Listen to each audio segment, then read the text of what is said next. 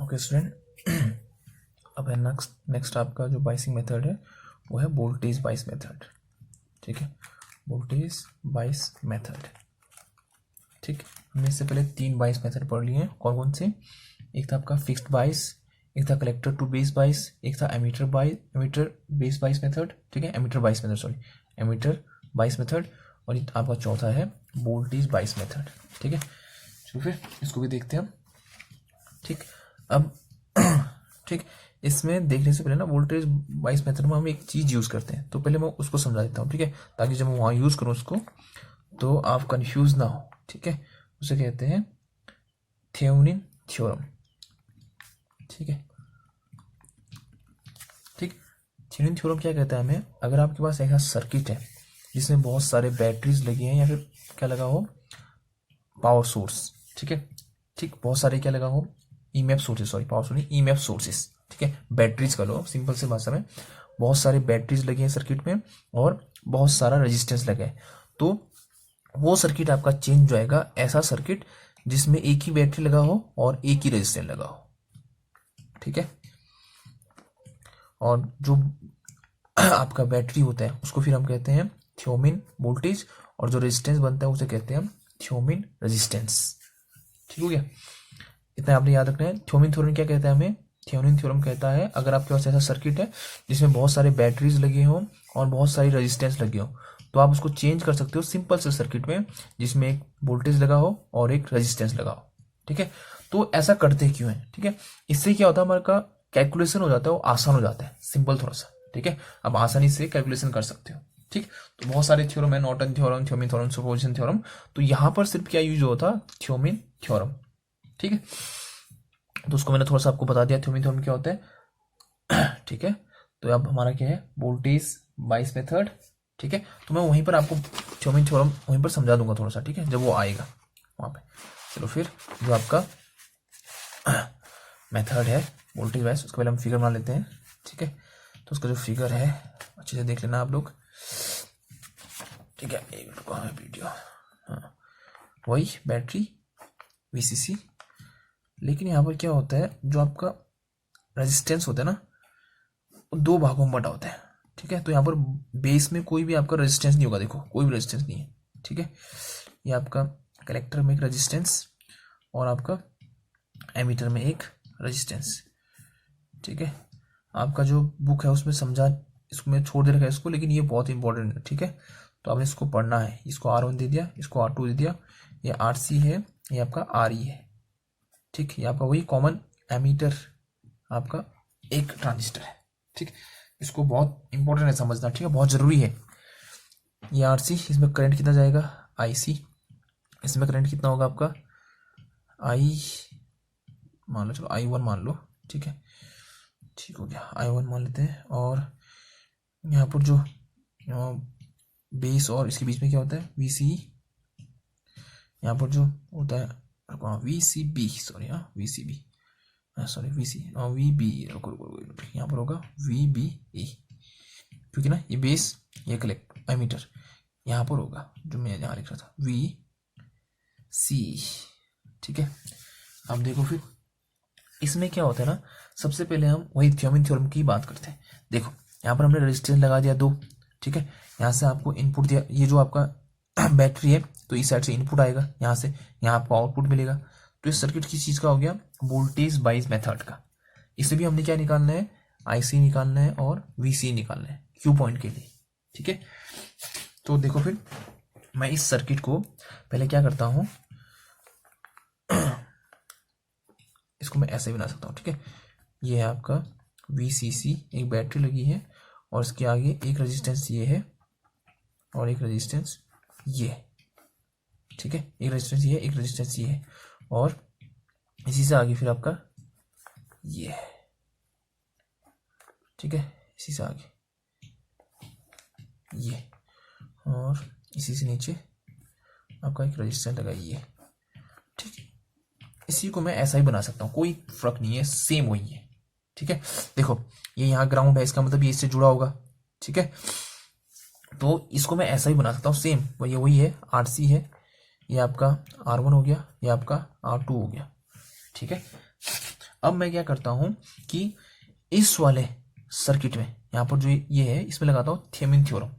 ठीक है, Thevenin theorem लगाने से क्या होगा, देखो यहाँ पर एक बैटरी सोर्स है, बहुत सारे रेजिस्टेंस है, तो मुझे क्या मिल जाएगा, एक रेजिस्टेंस मिल जाएगा और एक वोल्टेज सोर्स मिल जाएगा। ठीक है, क्योंकि वोल्टेज सोर्स क्या है, यहाँ पर बहुत सारे ना, देखो यहाँ पर भी एक वोल्टेज सोर्स है वीई, यहाँ पर भी वीसी, ठीक, और यहाँ पर भी एक वोल्टेज सोर्स है वीसीई है। तो इतने सारे वोल्टेज सोर्स है और इतने सारे रेजिस्टेंस है। ठीक है, तो मैं क्या करता हूं, देखो थेवेनिन थ्योरम में क्या होता है, जब भी आप थेवेनिन रेजिस्टेंस निकालना चाहते हो, ठीक है, अब देखो ये आपका इनपुट सिरा है, ठीक है, और ये आपका आउटपुट सिरा है, जिसे मैं क्या कहता हूं, लोड सिरा है। ठीक है, ये लोड का सिरा है। ठीक, ये लोड का सिरा हो गया इस साइड, ये वाला हिस्सा लोड का हिस्सा कहलाएगा। ठीक है, ये बेस, ये वाला रेजिस्टेंस, ये सब किस में है, लोड में है, आरसी और आरई, ये लोड का हिस्सा। तो क्या करते हैं, देखो थेवेनिन थ्योरम में सबसे पहले मुझे निकालना है आरटीएच। ठीक है, आरटीएच निकालने के लिए क्या करते हैं, ठीक है, आपने लोड वाला रेजिस्टेंस हटा देना है। ठीक है, लोड वाला रेजिस्टेंस हटा देना है और जितने बैटरीज है उनको शॉर्ट करना है। ठीक है, जितने बैटरीज उनको क्या करना है, शॉर्ट करना है। ठीक है, तो मैं देखो फिर यहां बना रहा हूं मैं आपको सर्किट। देखो ये वीसीसी था, इसको शॉर्ट कर दिया। अब ये आपका एक इनपुट का रेजिस्टेंस है, ये दो, बाकी जो लोड थे इधर इधर जो लोड थे उनको क्या कर दिया, ओपन कर दिया। ठीक है, R1 R2। ठीक, इसमें मैंने थ्योरम लगा रखा है, थेवेनिन थ्योरम लगा रखा है। ये था आपका लोड वाला सर्किट, इधर वाला ना, क्योंकि यहाँ आउटपुट मिलता है तो इसको हम लोड वाला सर्किट मानते हैं, तो इसको मैंने हटा दिया, ओपन कर दिया। ठीक है, थेवेनिन थ्योरम कहता है ये, अगर आपने आरटीएस निकालना है तो लोड का सर्किट हटा दो या फिर लोड हटा दो और आपका जो वोल्टेज सोर्स है उसको क्या कर दो, शॉर्ट कर दो। कर दिया तो आपको मिल गया, आपको यहाँ पर एक थ्योरम निकालने की, थ्योरम रेजिस्टेंस निकालने के लिए एक सर्किट मिल गया। अब देखो ये दोनों आपस में किस में है, पैरेलल में है ना। ठीक, यहाँ से तो ओपन है, ये आपस में दोनों पैरेलल में है, तो आरटीएस कैसे निकलेगा फिर, वही आरटीएस मतलब इस सर्किट का कुल प्रतिरोध। अब ठीक है, तो ये हो गया R1 multiply R2 upon R1 plus R2। ठीक है, ठीक है, तो थेवेनिन थ्योरम में हम यही करते हैं कि जो आपका लोड रेजिस्टेंस होता है उसको हटा देते हैं और बाकी जो वोल्टेज होता है उसको शॉर्ट कर देते हैं और फिर टोटल रेजिस्टेंस निकालते हैं। तो टोटल रेजिस्टेंस निकाला और टोटल रेजिस्टेंस ही क्या कहलाता है, थेवेनिन रेजिस्टेंस कहलाता है। अब मुझे चाहिए वोल्टेज, थेवेनिन वोल्टेज। ठीक है, अब थेवेनिन वोल्टेज कैसे निकलता है, देखो थेवेनिन वोल्टेज निकालने के लिए हमें वोल्टेज निकालना पड़ता है लोड के बगल वाले रेजिस्टेंस पर वोल्टेज, लोड के बगल वाले रेजिस्टेंस पर, ये लोड है। ठीक, लोड क्यों कह रहा हूं, क्योंकि यहां पर मुझे आउटपुट मिलेगा ना, तो ये लोड हो गया, इसके बगल में जो रेजिस्टेंस है वहां पर मुझे निकालना है वोल्टेज। यहां पर निकाल दिया वोल्टेज, तो वही वोल्टेज क्या कहलाता है, थेवेनिन वोल्टेज कहलाता है।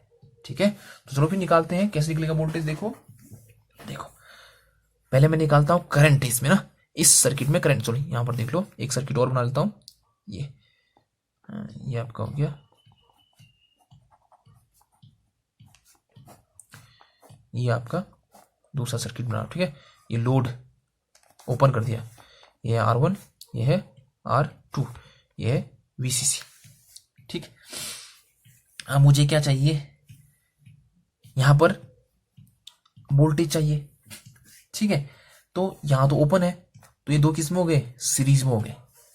ठीक है, तो अब मुझे वोल्टेज डिवाइड रूल लगाना है। करंट नहीं भी निकालोगे तो चलेगा, करंट निकालने की जरूरत भी नहीं है। ठीक है, दो ही रेजिस्टेंस है, तो आपको मैं एक वोल्टेज डिवाइड रूल बताता हूं। देखो मान लो यहाँ पर वोल्टेज है, तो आपको यहाँ पर अगर वोल्टेज निकालना है, ये अब यहाँ खुला है, तो इसका मतलब सर्किट कितना है, इतना ही है, ये इतना, बस ये दोनों किस में है, सीरीज में है। क्यों, करंट जब यहां से जाएगा तो यहां जाएगा, लेकिन आगे तो रास्ता ही नहीं है, तो यहीं जाना है उसने, तो करंट यहां से कहां जाएगा, सीधे इसमें। तो ये दोनों किस में हो गए, सीरीज में। सीरीज में वोल्टेज क्या होते हैं, अलग अलग होते हैं। ठीक है, तो वोल्टेज निकालना है मुझे R2 पर, तो R2 पर वोल्टेज बराबर, ठीक है, R2 में वोल्टेज इक्वल टू क्या होगा, जितना वोल्टेज आ रहा है, ठीक है, कितना आ रहा है, VCC मल्टीप्लाई जहां पर आपने वोल्टेज निकालना है वहां का रेजिस्टेंस बट्टे में। ठीक है, बट्टे में क्या होगा, दोनों रेजिस्टेंसों का सम, इसे कहते हैं वोल्टेज डिवाइड रूल।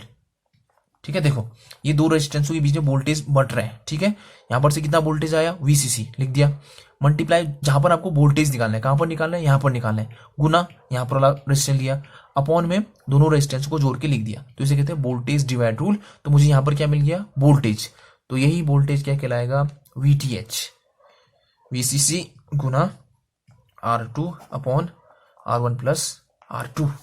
ठीक है, तो मुझे VTH भी मिल गया और RTH भी मिल गया। ठीक है, अब मैं अपने इस सर्किट को, ठीक है, अब मैं अपने इस सर्किट को चेंज कर सकता हूं एक सिंपल से सर्किट में। ठीक है, देखो फिर कैसे चेंज होगा। देखो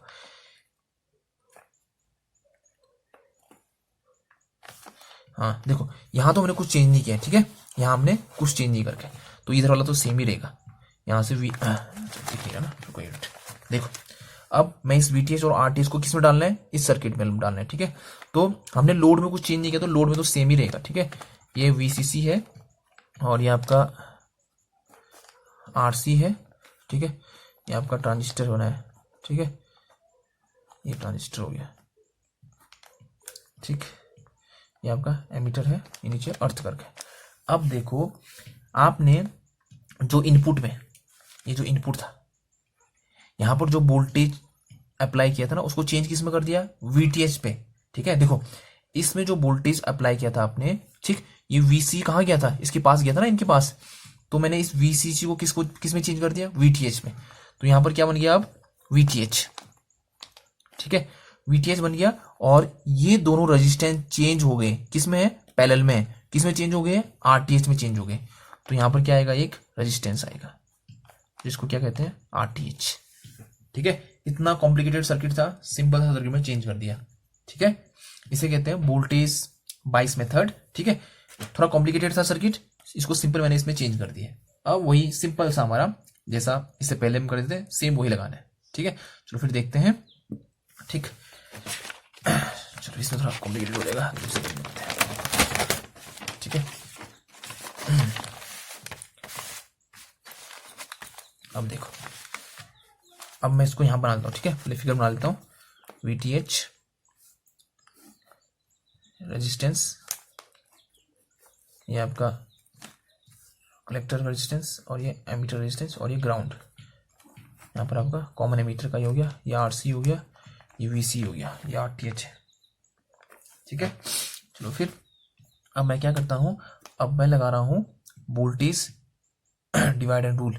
ठीक है, अब ये आपका वोल्टेज डिवाइड रूल कर रहा हूँ, मैं क्या लगाना हूँ, KVL लगाने वाला हूँ। ठीक है, किरचॉफ का वोल्टेज लॉ।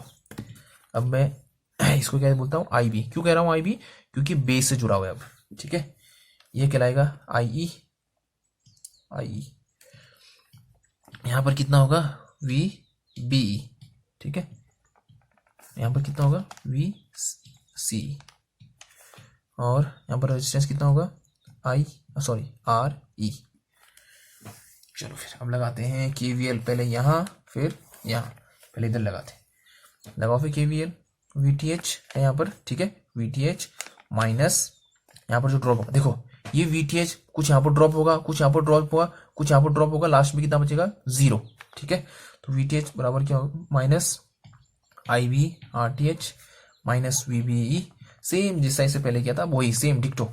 ठीक है, और यहाँ पर क्या है, IE की जगह इससे पहले मैंने क्या लिखा था, β+1। ठीक है, मैं बार बार डिराइव नहीं करूंगा, इससे पहले वाले वीडियो में करके मैंने डिराइव। ठीक है, तो क्या आएगा, IB।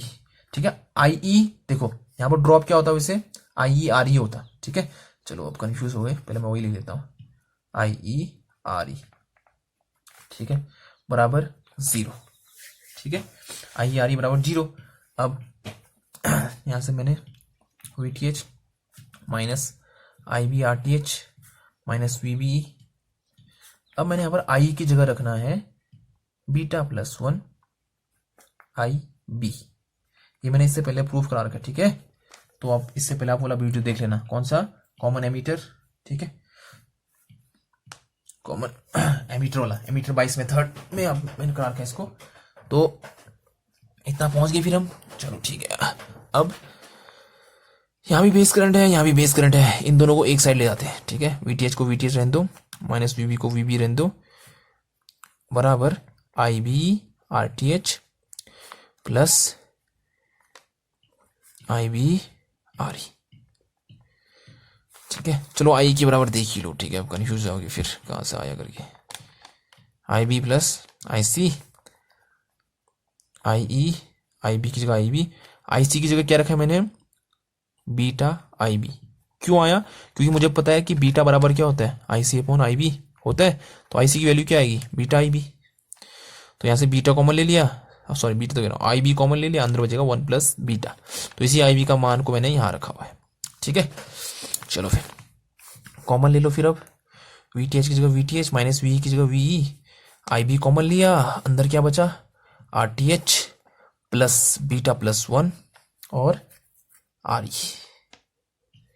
तो आई बी का मान आया यहाँ से आपका V T H minus V B E upon R T H plus beta plus 1 R ई।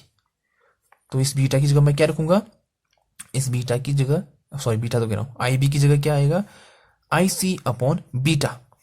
यहीं से ना देखो, अगर मुझे आई बी की वैल्यू निकालनी है, आई बी यहाँ ले जाऊंगा तो बीटा कहाँ जाएगा इसके नीचे। तो आई बी की जगह क्या लिख सकता हूँ, तो मैं आई सी अपॉन बीटा लिख सकता हूँ। तो वही बी टी एच माइनस देखो वी बी। ठीक है, देखो आई बी बराबर इतना आया, इस आई बी की जगह मैंने क्या रखा है आई सी अपॉन बीटा। ठीक है, क्योंकि बीटा बराबर होता है आपका आई सी अपॉन आई बी, और यहां से अगर मुझे आई सी की वैल्यू निकालनी है, सॉरी आई बी की वैल्यू निकालनी, इसको यहां ले जाऊंगा, इसको नीचे ले आऊंगा, आ गया, इसको रख दिया। ठीक है, हाँ, तो ये हो गया आपका are T H plus beta plus 1 R E. तो यहां से आई बी का आई सी का मान क्या आया, बीटा ब्रैकेट के अंदर V T H minus V B upon में R T H plus beta plus 1 R E. ठीक है, तो ये आपका एक समीकरण निकल गया। ठीक, अब देखो नेक्स्ट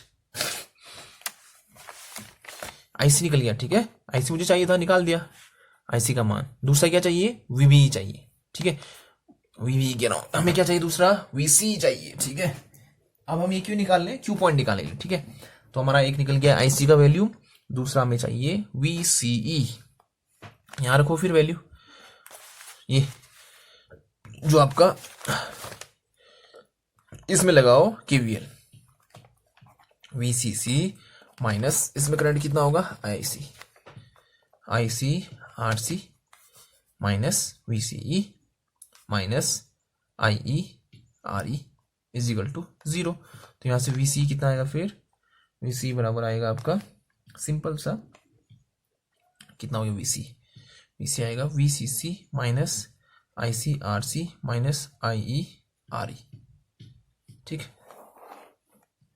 ठीक है, तो ये आपका वीसी भी हो गया। ठीक, और ये आपका आईसी का मान भी हो गया। अब देखो, हाँ ये भी निकाल दिया, चलो ठीक है, आईबी की वैल्यू, हाँ आपका आईसी भी निकल गया, वीसी भी निकल गया। ठीक है, चलो ठीक है। अब देखो यहां पर क्या होता है, जैसा आपका क्या इंक्रीज हुआ, वीटीएच माइनस वीआरटीएच। ठीक है, अब दो फैक्टर अफेक्ट करते हैं आपके सर्किट को, पहला टेम्परेचर, दूसरा आपका बीटा। ठीक है, अब ये है आपका, यहाँ पर देखना। ठीक है, ये वाला आईसी बराबर इतना लाया ना मैंने। ठीक है, तो क्या होता है, हम आरटीएच की वैल्यू को कम रख सकते हैं यहाँ पर। ठीक है, आरटीएच की वैल्यू कम रखते हैं, आरटीएच की वैल्यू कम रखने से आपका ये क्या होता है, ये इससे बहुत छोटा हो जाएगा। ठीक है, ध्यान से देखो, इसको मैं दोबारा लिख रहा हूँ सेम इसी सर्किट को। आईसी बराबर क्या हो गया, बीटा वीटीएच माइनस वीबीई। ठीक है, पहले तो देखो क्या हुआ, बीटा में 1 जोड़ो तो कोई फर्क नहीं पड़ता है। ठीक है, क्योंकि बीटा की वैल्यू 40 से 500 के बीच होती है, तो मैं इसको बीटा ही लिख सकता हूं। ठीक है, आरई। अब क्या हो गया, अब हम क्या करते हैं कि आरटीएच का मान बहुत कम रखते हैं। देखो इससे पहले वाले में जब हमने एमीटर बाइस मेथड किया था, उसमें हम वैल्यू कम नहीं सकते ना, क्योंकि वहां पर एक ही रेजिस्टेंस था, तो एक ही रेजिस्टेंस को हम कम नहीं कर सकते। यहाँ पर आरटीएच में क्या है, 2 रेजिस्टेंस है। कौन कौन से, आपके ये 2 रेजिस्टेंस कौन कौन से हुए, ये और ये। तो ये दोनों किसमें है, पैरेलल में है। तो पैरेलल में हम आसानी से रेजिस्टेंस कम कर सकते हैं। ठीक है, हम इसकी वैल्यू मान लो ज्यादा भी होगी, तो दोनों पैरेलल में होने से उनका मान बहुत कम हो जाएगा, तो हम आसानी से रेजिस्टेंस कम कर सकते हैं यहाँ पर। ठीक है, तो इसका मान कम कर दिया, ये कम करने से नेगलेक्ट हो जाएगा ना के बराबर। तो अब क्या बचा, सिर्फ ये और ये बचा, तो बीटा से बीटा कैंसिल, तो बीटा की वैल्यू चेंज हो भी जाएगी, तो आपका आईसी का मान में चेंज नहीं होगा। जो इससे पहले वाले में जो क्या था, आपका एमीटर 22 था ना, वहां पर ये सुविधा नहीं थी। वहां पर देखो आप कम तो करते, लेकिन आप एक रेजिस्टेंस था वहां पर। ठीक है, एक ही रेजिस्टेंस था सर्किट में ऊपर, ठीक है, बेस में एक ही रेजिस्टेंस था, तो आप उसको ज्यादा कम नहीं कर सकते हो ना, ज्यादा कम करोगे क्यों, वैल्यू कर नहीं सकते क्योंकि एक ही रेजिस्टेंस है। अब यहां पर क्या है, आरटीएस में दो रेजिस्टेंस है, दो रेजिस्टेंस है, आप दोनों को किसमें जोड़ दिया, समानांतर में जोड़ दिया। समानांतर में जोड़ने से इनकी वैल्यू अपने आप कम हो जाएगी। ठीक है, तो आपके पास अगर ज्यादा मान का रेजिस्टेंस भी है तो ये दोनों आप पैरेलल में जोड़ने से उनका मान अपने आप कम हो जाएगा। कम हो जाने से क्या होगा, आप इसको आसानी से नेग्लेक्ट कर सकते हो, तो बीटा से बीटा कट जाएगा और आपका जो आईसी का मान होगा वो बीटा से अफेक्ट नहीं करेगा। ठीक है, बीटा आप चेंज कर भी दोगे, जैसे हमने दूसरा ट्रांजिस्टर लिया तो आपका आईसी का मान घटेगा बढ़ेगा नहीं, तो आपका क्यू पॉइंट क्या होगा, फिक्स रहेगा। ठीक है, तो आपके आउटपुट में क्या आएगा, डिस्टॉर्शन नहीं आएगा।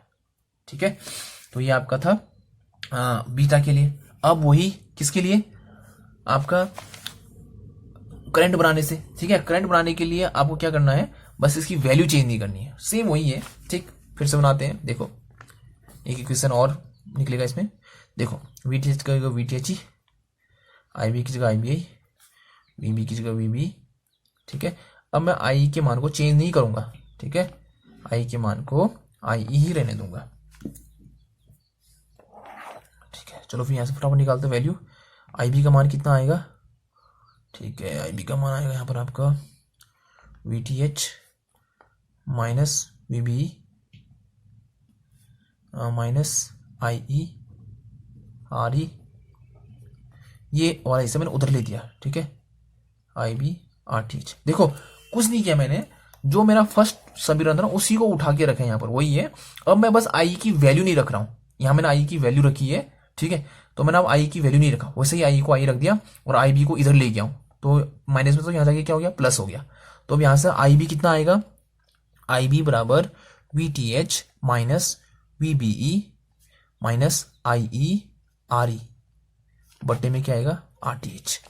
ठीक है, अब ताप बढ़ा। ठीक है, टेम्परेचर इंक्रीज हुआ, टेम्परेचर इंक्रीज हुआ, टेम्परेचर के इंक्रीज होने से क्या इंक्रीज होगा, लीकेज करंट। ठीक है, आईसीबीओ इंक्रीज हुआ, लीकेज करंट इंक्रीज हो गया। लीकेज करंट के इंक्रीज होने से आपका क्या इंक्रीज होगा, बेस करंट इंक्रीज होगा। बेस करंट के इंक्रीज होने से आपका कलेक्टर करंट इंक्रीज होगा। ठीक है, और कलेक्टर करंट और एमीटर करंट लगभग सेम होते हैं। ठीक है, तो कलेक्टर करंट के इंक्रीज होने से क्या इंक्रीज होगा, एमीटर करंट इंक्रीज होगा। ठीक है, तो ये देखो यहाँ पर क्या है, एमीटर करंट है, या फिर आप ऐसे भी कह सकते हो, यहाँ पर आईसी भी लिख सकते हो। ठीक है, क्योंकि ये दोनों अप्रोक्सीमेटली सेम ही होते हैं, आईसी और आई ज्यादा अंतर नहीं होता है, तो यहाँ पर मैं आईसी की आई की जगह आईसी भी लिख सकता हूँ। ठीक है, तो कलेक्टर करंट के बढ़ने से एमीटर करंट बढ़ गया। अब ये वाली संख्या बढ़ गई है, ये वाली संख्या इंक्रीज हुई, तो ये वाली संख्या इंक्रीज होने से वीटीएच में ज्यादा माइनस हो रहा है। वीटीएच में ज्यादा माइनस होगा तो आईबी का मान क्या हो जाएगा, कम। ठीक है, आईबी का मान कम हो गया तो आपका कलेक्टर का मान क्या हो जाएगा, कम हो जाएगा, तो ये इसको कैंसिल कर देगा। ठीक है, तो आपका अगर ताप बढ़ता भी है तो फिर भी इस सर्किट में जो आपका क्यू पॉइंट है वो खिसकेगा नहीं। ठीक है, और आपका जब बीटा की वैल्यू भी चेंज होगी फिर भी उतना फर्क नहीं पड़ेगा, आपका क्यू पॉइंट सेव रहेगा। आपका क्यू पॉइंट जहां पर है, आपका डिस उस जगह से आपने एक बार सेट कर दिया तो वो वहां पर से ऊपर नीचे नहीं खिसकेगा, कम ज्यादा नहीं होगा। तो आपका जो सिग्नल है, जब आप इनपुट दोगे तो आउटपुट में आपको डिस्टॉर्शन लेस आउटपुट मिलेगा। ठीक है, तो जो वोल्टेज बाइस मेथड है ये सबसे अच्छा बाइसिंग मेथड है। ठीक है, उन तीनों की अपेक्षा जो हम इससे पहले पढ़ चुके हैं। ठीक है, चलो फिर आपका बाइसिंग का मेथड कंप्लीट। तो आज हमारा ट्रांजिस्टर कंप्लीट हो गया। ठीक है, एक चैप्टर कंप्लीट हो गया हमारा ये। अब जो नेक्स्ट चैप्टर है आपका, ठीक, नेक्स्ट चैप्टर है आपका क्या, एम्पलीफायर। ठीक, अब एम्पलीफायर ट्रांजिस्टर से ही बनाते हैं। ठीक है, ट्रांजिस्टर ही एक एम्पलीफायर की तरह काम करता है। कौन, कॉमन एमीटर। तो वही चैप्टर, दूसरा चैप्टर में हमने यही पढ़ना है। ठीक है, तो okay student, stay home and stay safe.